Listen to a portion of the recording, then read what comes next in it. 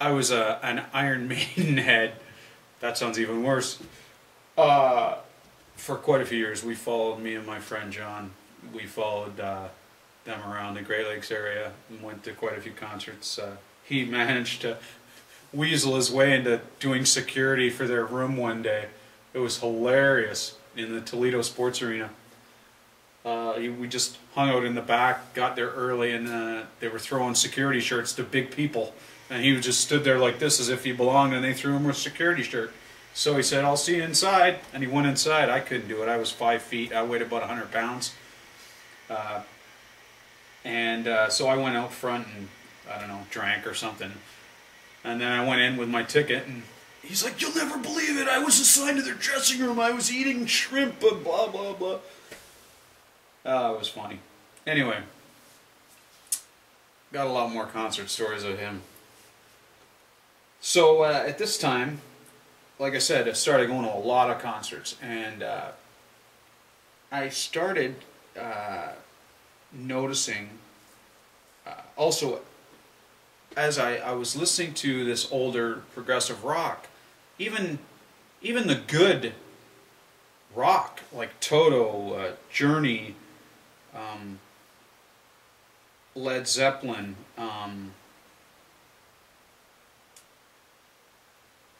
what was that band? Steely Dan. You know, I started noticing, I think the first time I ever noticed it was I'm in Touch with Your World. It's the 4th song on the 2nd side of The Cars, the first album.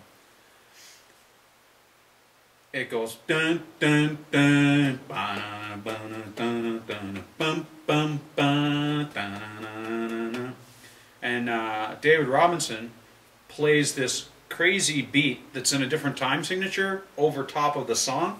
So the ride cymbal, he's playing some kind of polyrhythm, and the ride cymbal is always in a different place. And I was like, whoa, it's kind of off-putting, but it sounds really cool too. And then I heard, I think it's called Don't Stop Believin'. Yeah, Don't Stop Believin' by Journey.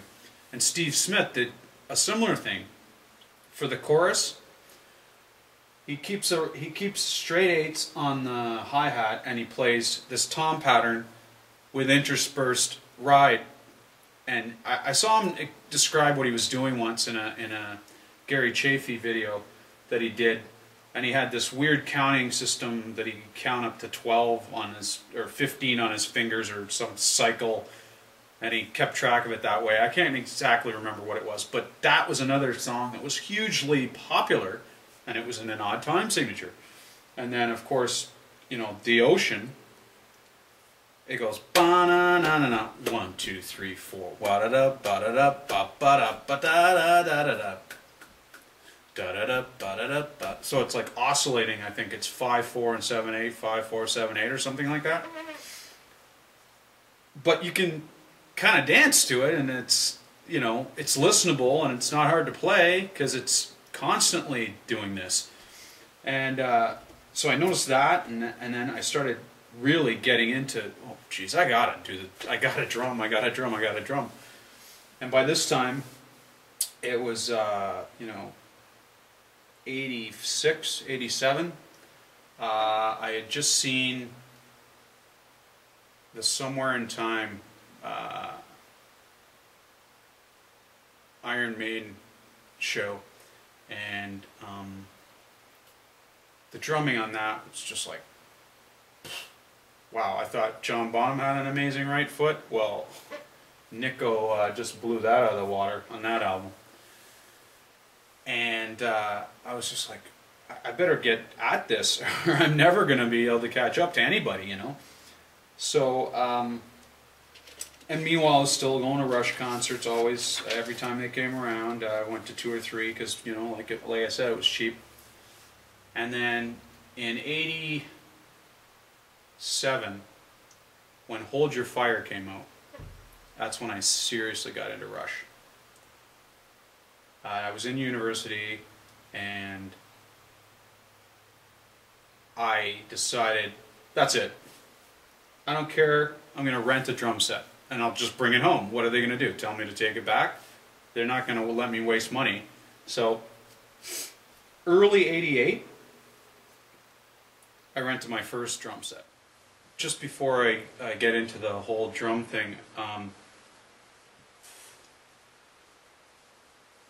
the very last thing that really made me want to play the drums was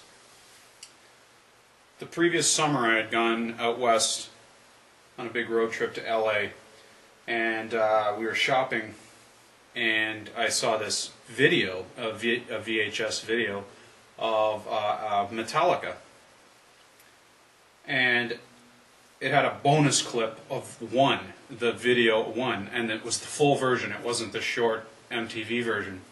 It was like the full 9 minutes or whatever it is. And the part where Lars plays 6 on the feet and then a snare and a crash, and he's playing a slow beat like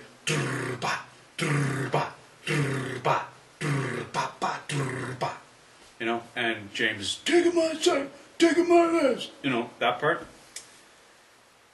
And they had a close-up of Lars's feet going brrr, brrr, brrr. And I was like, oh, I really got to get on this train. And so, as I said, March of '88, I finally said, screw it, I'm renting a drum set. I was still living at home and driving to university every day. And it just so happened my dad was on a business trip that day. And my mom was home. It was a Thursday night, I remember, because my mom had choir practice. And my dad usually had choir practice, but he couldn't go that night because he was on a business trip. So I got home from university around 6 o'clock at night, and my mom was leaving at 6:45, and I start bringing drums in the house, and she's like, what did you do? I said, I rented a drum set, Mom. She goes, oh, isn't that lovely? And I'm like, why didn't I do this 10 years ago? Anyway, so I got 50% of the people on board. So I go downstairs. I really didn't know what I was doing in terms of setting it up, and I had the toms all crazy. It looked like, you know, when you go through a music store and the guy who's in charge of the guitars set the drums up or something. But anyway, I had my ride, my hi-hats, 1 crash, and 2 toms. It was a 5-piece kit.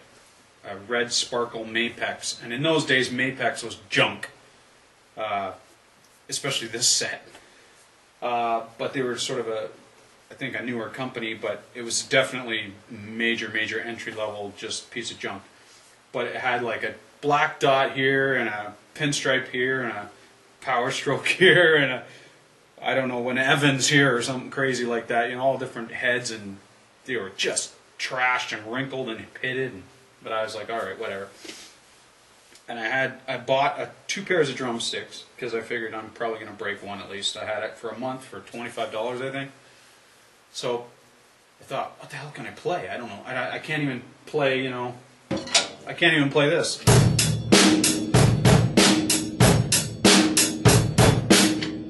So I thought, well, I'll just put on some of my favorite songs, put the headphones on, blare the music, and just play along. So I got I had made a mixtape, Boston and AC/DC, and really simple stuff. So I start to play, and it's like 7. I waited for my mom to go to choir so I wouldn't disturb her, and I was by myself. My sister was away at university, and I'm playing. I'm downstairs, and the stairway was right in front of me, so I could see the stairway. The ceiling was here, and the stairs came down like this. So I'm playing along.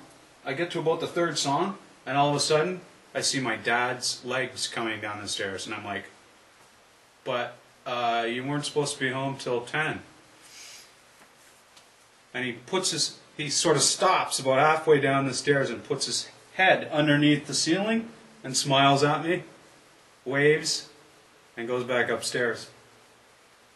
So I thought, well, geez, what do I do? Do I keep drumming, or do I stop and go up and plead with him that I can keep them? But I played a couple more songs, and then I went upstairs and I said, he goes, so, you got a drum set finally. And I'm like, oh man, why did I wait so long?